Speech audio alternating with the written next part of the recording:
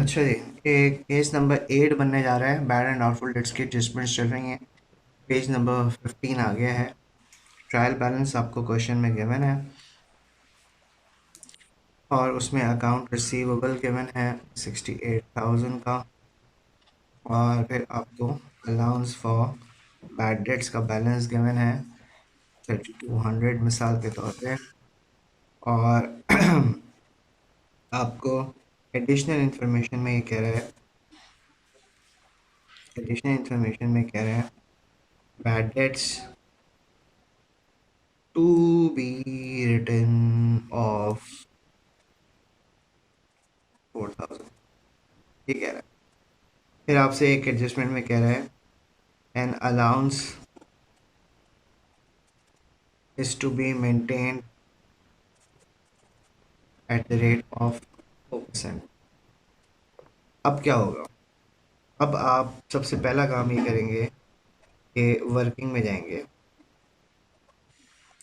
और वर्किंग में 68,000 में से अब पहले बैड डेट्स माइनस करेंगे, क्योंकि वो ट्रायल बैलेंस में गिवन नहीं है, नीचे एडिशनल इन्फॉर्मेशन में गिवन है। और जब एडिशनल इन्फॉर्मेशन में गिवन है तो माइनस होंगे, तो अमाउंट जो आएगी उस पे परसेंटेज लगेगा। तो ये कितना हो गया?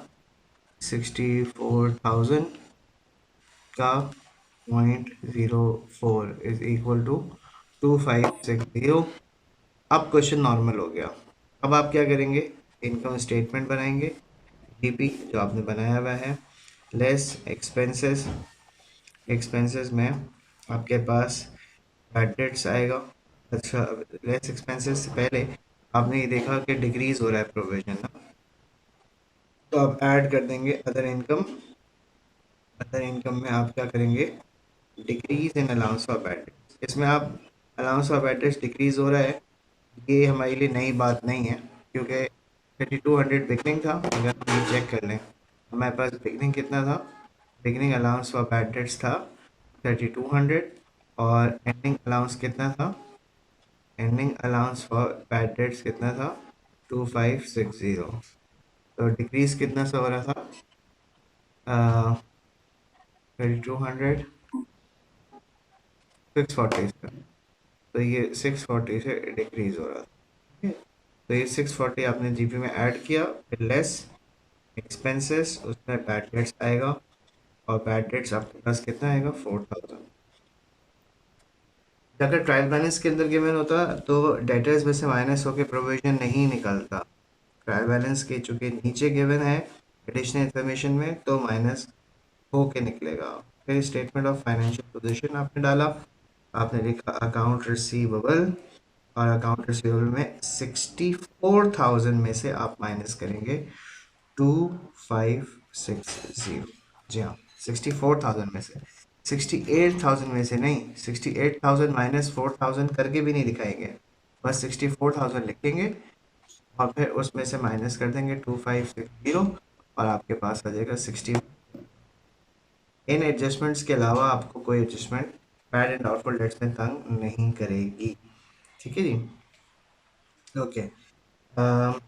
ये तो हो गया। मैं आपको ये अकाउंट्स के थ्रू समझा दूँ, तो अलाउंस फॉर बैड डेट्स का बिगनिंग बैलेंस था 3200, और एंडिंग कितना था? एंडिंग था आपके पास 68,000 minus 4,000 into percentage, which is 4%, is equal to 2560, that is decrease by 640, जो कि आपकी जीपी में ऐड हो गया, और ये 2560 स्टेटमेंट ऑफ फाइनेंशियल में चला गया। ये 3200 से हमने बैलेंस कर दिया, और ये पीडी आ गया 2560। कितनी खूबसूरत बात है। ठीक है जी, ये 15 पेज नंबर केस नंबर 8 का। ठीक है जी। अच्छा, कभी कभी ऐसा गिवन होता है कि बजाय बैड डेट्स रिटन ऑफ के ना, आपको कभी कभी ऐसा दिया होता है कि मैं इनका केस ही बना देता हूँ, जहाँ इतना केस ही बना देते हैं। पेज नंबर 16 के ऊपर हमारे यहाँ तस्वीरें मिल जाएंगी आपको सारी। रजिस्टर पे कॉपी करेंगे तो समझ में आएगा आपको। ठीक है, वीडियो साथ में देखते हैं। पेज नंबर 16 पे आ जाएं। आवाज़ आ रही है भाई? देख, ठीक है ना, केस नंबर 9 और आखिरी कर लेते हैं trial balance, debit credit, account receivable 68,000। ठीक है जी। अलाउंस फॉर बैड डेट्स कर लेते हैं 24। ठीक है जी, मिसाल के तौर पर। ठीक है। और एडिशनल इंफॉर्मेशन में हम ये कहते हैं, एडिशनल इंफॉर्मेशन में हम ये कहते हैं customer payment of 4,000 not recorded in the books. In books. अब अगर वो ये कह रहे हैं, फिर ये आपसे कहे कि an allowance is to be maintained at the rate of कितने परसेंट, 4%। अब क्या होगा भाई, वर्किंग बनेगी। वर्किंग 68,000 में से आप 4,000 माइनस करेंगे, क्यों? क्योंकि जब कस्टमर ने पैसे दिए होंगे तो आपने एंट्री पास करनी थी बैंक डेबिट और अकाउंट रिसीवेबल क्रेडिट बाय 4,000, जो आपने नहीं की।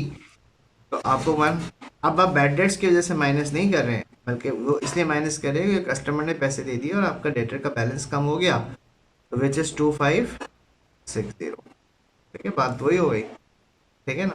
अब जब आपने, अच्छा आपने इसको 2400 किया है ना, ऐसा कर लें कि इसको 22,000 कर लेते, 2,000 केस भी अच्छा बने। 2,000, 2,000। ठीक है ना, 2,000 कर लें इसको। सही है। और okay, अब क्या करेंगे भाई, अब आपने डीपी लिया और डीपी में आपने लेस एक्सपेंसेस किए, और एक्सपेंसेस में आपके पास बैड डेट्स आया, और बैड डेट्स कितना आया, है ही नहीं कोई, बैड डेट्स नहीं है। Increase in allowance for bad debts आया, increase in allowance for bad debts. कैसे increase in allowance for bad debts आया? आपके पास बिगनिंग में था 2,000 और एंडिंग में कितना हो गया, एंडिंग में कितना हो गया 2560, तो कितने से बढ़ गया 560, तो ये आपका 560 आ गया। ठीक है। और फिर आपने स्टेटमेंट ऑफ फाइनेंशियल पोजीशन बनाया, आपने अकाउंट रिसीवेबल बनाया 68,000, और 68,000 की 64,000, और उसमें से माइनस कर दिया 250। ठीक है। यहाँ पे इंक्रीज का केस बन गया था। माइनस स्टेटमेंट क्या हुई, यानी अलाउंस फॉर बैड डेट्स का एक अकाउंट बना हुआ है, बीडी बैलेंस कितना है 2,000, और एंडिंग बैलेंस कितना है, एंडिंग बैलेंस कितना है 560। इंक्रीज कितने से हो रहा है 560 से। ये जो है आपका income statement of financial position में चला गया, ये इनकम स्टेटमेंट। ठीक है। और स्टेटमेंट ऑफ फाइनेंशियल पोजीशन में करंट एसेट्स के अंदर आपने 64,000 माइनस 560,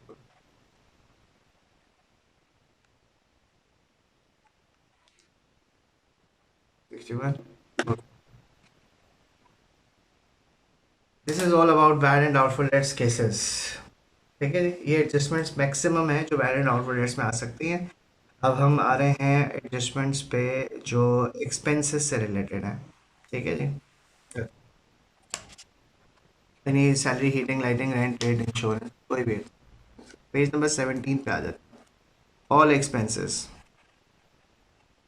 ऑल एक्सपेंसेस का मतलब है salary, heating, lighting, rent, rate, insurance, सब के अंदर ये रूल अप्लाई होगा। क्या रूल अप्लाई होगा? Expense as per trial balance, expense as per trial balance, या लिस्ट ऑफ बैलेंस, या रिसीट एंड पेमेंट अकाउंट, मैं एनपीओ को भी कवर कर रहा हूँ। उसमें आप क्या कर देंगे, ऐड अक्रूड एंडिंग, ये सबको पता है, अगर नहीं पता है तो शेम ऑन यू। ठीक है। और क्या पता होनी चाहिए ना आपको, ये तो आप सोल डेटा क्वेश्चन कर रहे हैं, एडजस्टमेंट हट के थोड़ी करेंगे। लेस अक्रूड बिगनिंग, जो रूल अक्रूड का है उसका उल्टा प्रीपेड का है। अगर ये आपको सिर्फ यही याद हो ना, अक्रूड एंडिंग ऐड होता है, तो भी ये शेड्यूल आपको याद हो सकता है, एक कॉन्सेप्ट आपको याद हो सकता है। ऐड अक्रूड एंडिंग, अगर अक्रूड एंडिंग ऐड होता है तो बिगनिंग अक्रूड लेस होता है। जो रूल अक्रूड का है उसका उल्टा प्रीपेड का है, तो लेस प्रीपेड एंडिंग और ऐड कर देंगे प्रीपेड बिगनिंग।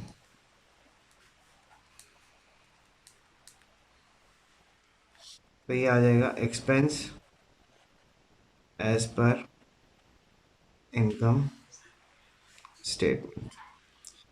बात समझ में नहीं आई, बात मैं आपको समझाता हूँ। एक ट्रायल बैलेंस गिवन है, उसमें आपको एडवर्टाइजिंग के नाम से एक एक्सपेंस गिवन है और वो गिवन है 4000।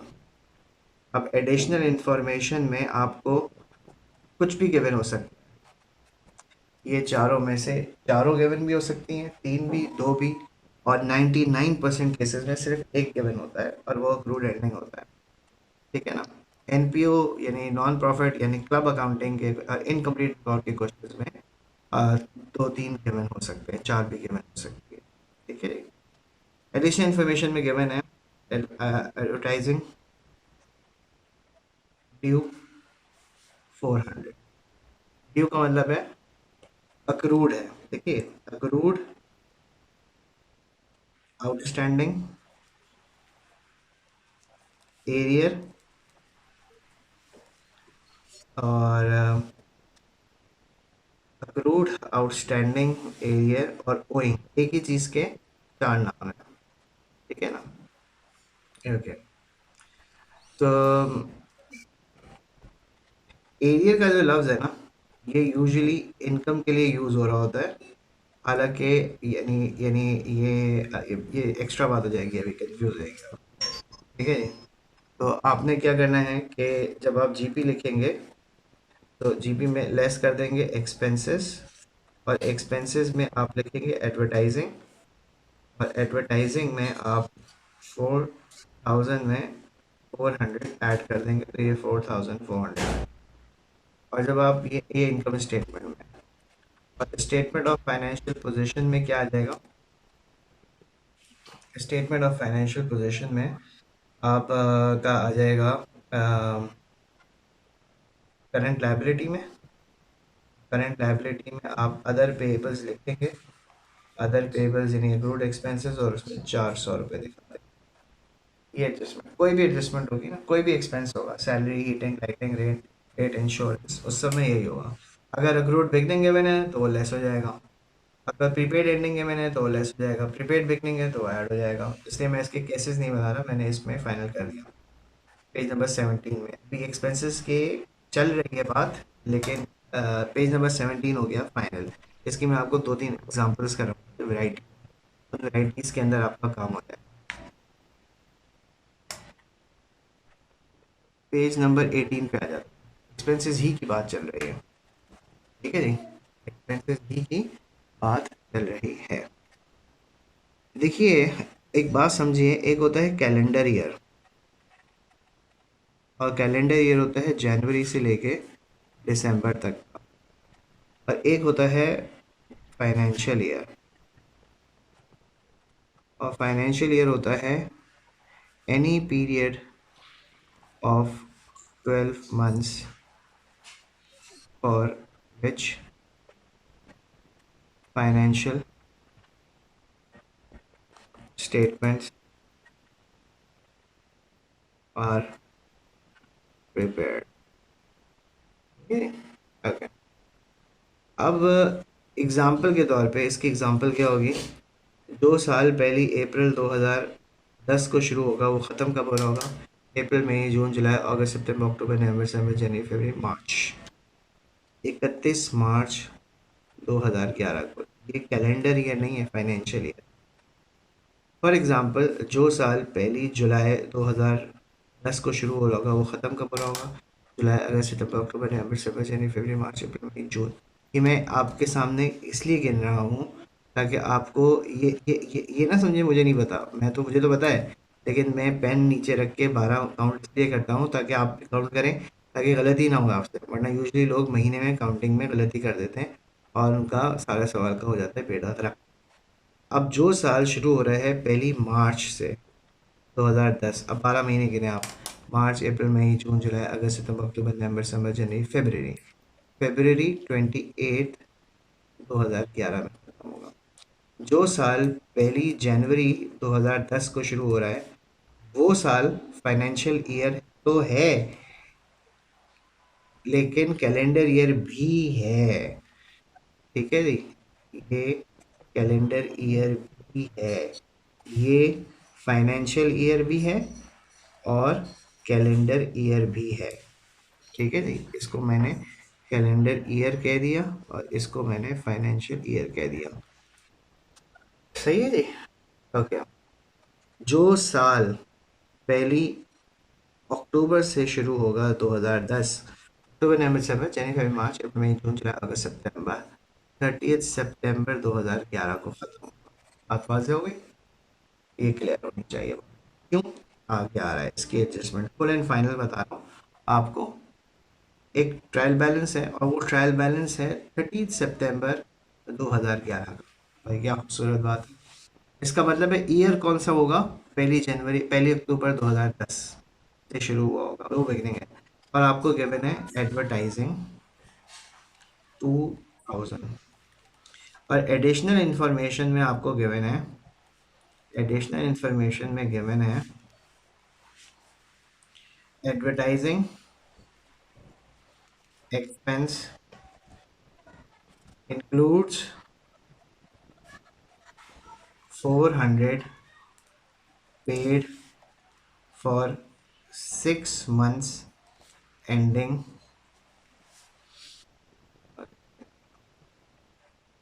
June 2012।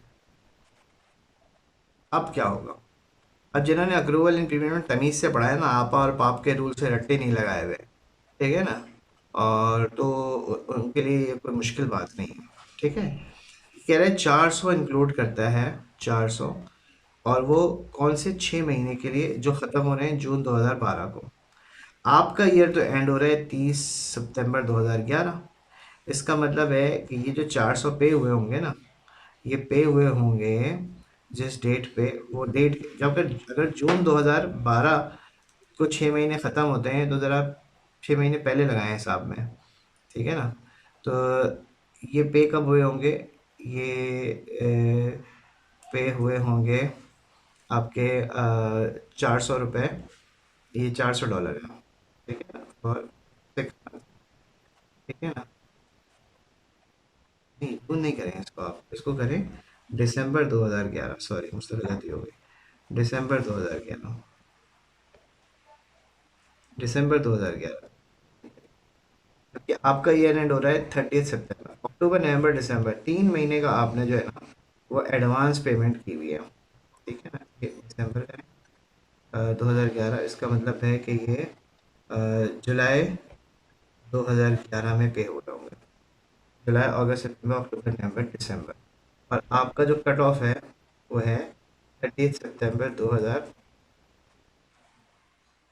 यार थोड़ा गड़बड़ हो गई, समझ में आएगी ना, मैं रिपीट कर दूंगा आपको।